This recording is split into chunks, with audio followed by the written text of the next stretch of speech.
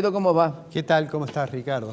Bueno, y bien decías que es una semana... Llegó el verano. Llegó el verano. Pero además la temperatura en general de las cuestiones políticas fue muy intensa, digamos. Vamos a comenzar con un tema que lo adelantamos en el programa pasado, cuando terminamos la entrevista con Alfonso Prat-Gay. No quedaba tiempo para hablar al menos de dos temas. Uno es el tema de la inflación y otro es el tema del presupuesto que vos mencionabas. Respecto de la inflación, en el programa pasado yo dije que una declaración que había hecho Feletti diciendo que si estaba cerca del 3% era un éxito, el índice inflacionario del mes anterior, y yo dije eso me parece que es un disparate.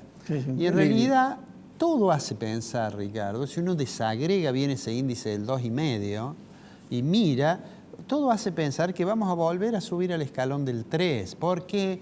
Porque aún teniendo las tarifas poco pisadas, el tipo de cambio, el gobierno ha acelerado un poquito la devaluación, algo que era previsible, pero de todos modos la tasa de inflación tiene, digamos, componentes inerciales. Y, bueno, mi impresión es que el próximo dato de inflación de nuevo va a estar arriba del 3.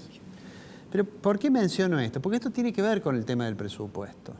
Vos decías, la oposición rechazó el proyecto que había presentado el Ejecutivo y a mí me gustaría hacer dos o tres consideraciones sobre eso. La primera de ellas es que ese presupuesto estaba en la Cámara hace como 2 o 3 meses. De hecho, yo tuve que volver a leerlo porque cuando entró el presupuesto me lo hicieron llegar, lo había estado viendo, sobre todo el mensaje de la ley de presupuesto, y bueno, y parecía que no lo trataban y bueno, hubo que verlo de nuevo. Y ahí me parece que la oposición tenía 2 o 3 elementos para señalar muy fuertes que condicionan la arquitectura de un presupuesto, que son los supuestos macroeconómicos que tiene. Nosotros, ese presupuesto habla de una inflación del 33%. Nadie cree en ese 33%. Así es. Ninguno de los responsables de hacer el presupuesto en una compañía, por ejemplo, en una compañía multinacional, que ya para esta época lo tiene que tener hecho y que lo manda a la casa matriz, va a poner como supuesto que es el 33% porque lo van a despedir. ¿Por qué? Bueno, hoy salió un informe de Goldman Sachs que es muy duro con la Argentina. ¿Por qué? Porque está claro que el principal fracaso de la política económica ha sido la inflación. Y cualquiera que estudie economía sabe que la inflación es el reflejo de otros desequilibrios estructurales que tiene la economía. Entonces, ese era un elemento que ya me parece que daba para decir, volvamos a comisión y rediscutamos, ¿no? El otro elemento es el supuesto sobre el tipo de cambio. Es decir, el ministro Guzmán se ha esmerado en decir, bueno, no vamos a hacer una devaluación fuerte. Nosotros hemos dicho más de una vez que no es que el tipo de cambio esté atrasado.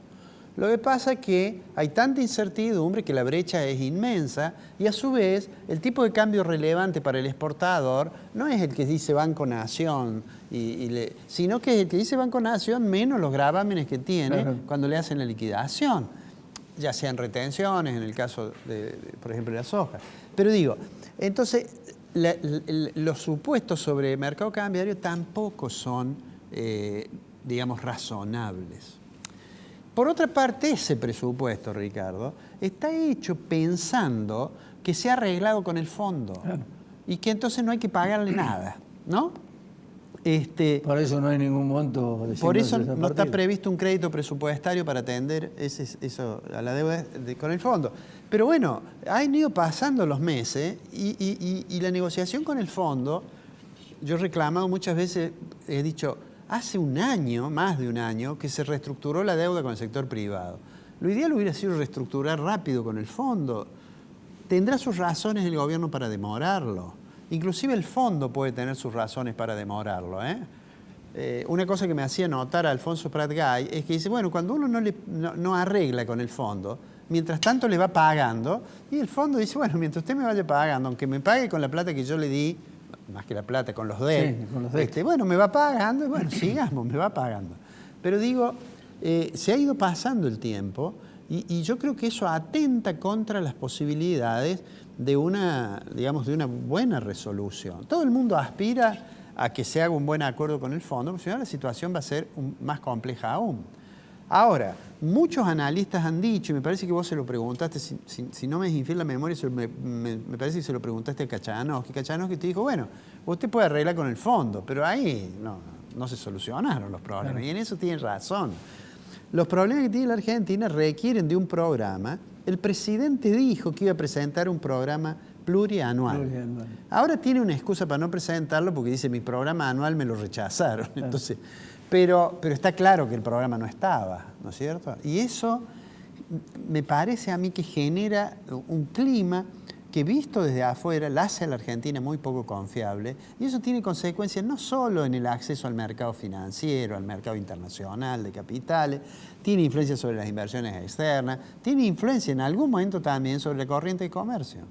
Uno está dispuesto a venderle a alguien que sabe que le va a pagar. Ahora, si uno piensa que a lo mejor no le va a pagar, le va a poner otros requisitos, ¿eh? Le va a decir, bueno, por favor, no sé, ábrame una carta de crédito irrevocable, cosa que no puede cambiar cuando está llegando el gozo, usted revoca la carta de crédito, en fin. Digo, eso nos hace, aunque hoy no es el último programa, y en el último programa vamos a hablar un poco más de 2022, pero adelantemos que Argentina va a cerrar este año, primero, con una tasa de inflación más alta que la que en el presupuesto dice que iba a cerrar. Primer problema. Segundo, que yo creo que es muy importante, con un aumento del Producto Interno Bruto que va a compensar la caída del año pasado. Claro. Digamos, el año pasado caímos 9.9, 10%, bueno, este año creceremos 9.8, 9.7, 10%, no importa. Compensaremos eso. Ahora, nada hace pensar que el año que viene vamos a tener una tasa de crecimiento importante. Esta idea de que vamos a crecer el 4% hay que ver, porque si Argentina sigue complicada de esta manera, es probable, y ni hablemos si vuelve a haber problemas con la pandemia, pero es probable que esa sea una meta difícil de alcanzar. Entonces, digo, el gobierno, y hasta aquí he hecho abstracción de lo político, vos dijiste una cosa muy importante, el gobierno se dio cuenta que perdió las elecciones. Sí. Sea porque el presidente del bloque oficialista, el señor Máximo Kirchner, fue un torpe en las cosas que dijo, que incluso habló de cobardía, sea porque la oposición ya tenía previsto y estaba esperando que dijeran algo para decir que no aprobaba el presupuesto, no importa nada de eso. El hecho objetivo es que Argentina está, digamos, a días de terminar el año sin el presupuesto aprobado, y el gobierno que reacciona enojado dice no vamos a hacer otro. Van a reconducir el presupuesto de este año, y además el presidente de la Cámara de Diputados dice mire lo que le va a pasar a las provincias por no aprobar el presupuesto. Claro. Y mientras sigan discutiendo en esos términos, la situación económica se va a deteriorar más. De manera tal que creo que a menos que haya alguna noticia alentadora en los próximos tiempos, hoy vamos a tener noticias seguramente de una discusión que tiene que ver con la economía, que es el tema de ingreso del impuesto a los bienes personales. Imagínate vos que paguen impuesto a los bienes personales el que tenga un activo, porque no es un patrimonio. 2 millones de pesos. Claro, $10.000 es un chiste. Es un chiste, ¿eh? Bueno, lo pagas con un auto. Y el oficialismo, el senador por Córdoba, de Hacemos por Córdoba, pero que se hizo kirchnerista, Caserio, presentó un proyecto para aumentar el mínimo no imponible de bienes personales y para aumentar el valor exento de la propiedad, ¿no? De la casa habitación. Y lo aprobó el Senado. Ahora los mismos compañeros de ruta ahora no lo quieren aprobar en diputados, de hecho están planteando un proyecto alternativo. Y la oposición está tratando de que salga este que tiene media sanción. Entonces yo digo, yo no sé, a lo mejor el senador Caserio lo presentó porque estaba en campaña y sabía que no iba a salir. Ahora, no es un buen gesto para el gobierno que un senador oficialista presente un proyecto, se lo apruebe el Senado, creo que casi por unanimidad, y que poco tiempo después de las elecciones, los diputados digan no puede ser. Eso va a ser interesante, esa discusión, porque el impuesto a los bienes personales, y con esto termino, hay gente que dice, bueno, está bien que pague el que más tiene, y por supuesto que está bien. Ahora, uno tiene el activo menos el pasivo, uno tiene el patrimonio neto, se llama. Sí. Bienes personales, eso es lo que uno tiene en el activo. A lo mejor una persona tiene $50 millones de activo y debe $51 millones. Claro. Y va a tener que pagar lo mismo. Pero además de eso, para los que se creen que es un impuesto progresivo, porque dicen, el que más tiene más paga, deben saber que primero está este problema. Y segundo, que lo que están pagando con este alícuota y con estas escalas están pagando los que tienen $10.000. Ah, O sea claro. que no es que pagan más. Los que pagan más que los que más tienen puede ser. Ahora, le están cobrando a gente que a lo mejor tiene dificultades para llegar a fin de mes. Vos sabés que con respecto al tema del presupuesto no termino de entender si fue una estrategia, si fue una torpeza, o si ya lo tenían pensado. ¿Sabés por qué? Porque generalmente los presupuestos se arman para tener excedentes de dinero que manejan discrecionalmente posteriormente. Es decir, Subestiman los ingresos. subestiman como es el ingreso, para después tener dinero disponible, cash, para poder comprar voluntades. Y vos sabés que yo no sé si esa no fue parte de la estrategia, porque Macri lo hizo eso, ¿eh? Sí, de todos modos voy a decir una cosa en defensa de Macri, que nunca lo defiendo.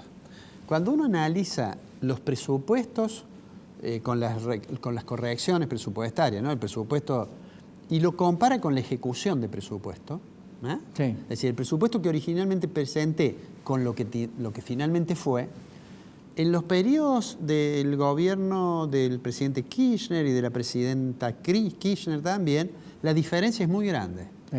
En los primeros años de Macri, en realidad el presupuesto estaba bastante ajustado a lo que finalmente fue. Además está el tema de la deuda, mucho endeudamiento en Sí, bueno, estos últimos 2 años. Una ¿no? discusión. Alfredo, nos vemos la semana que viene. Nos vemos la semana que viene, Ricardo. Cuando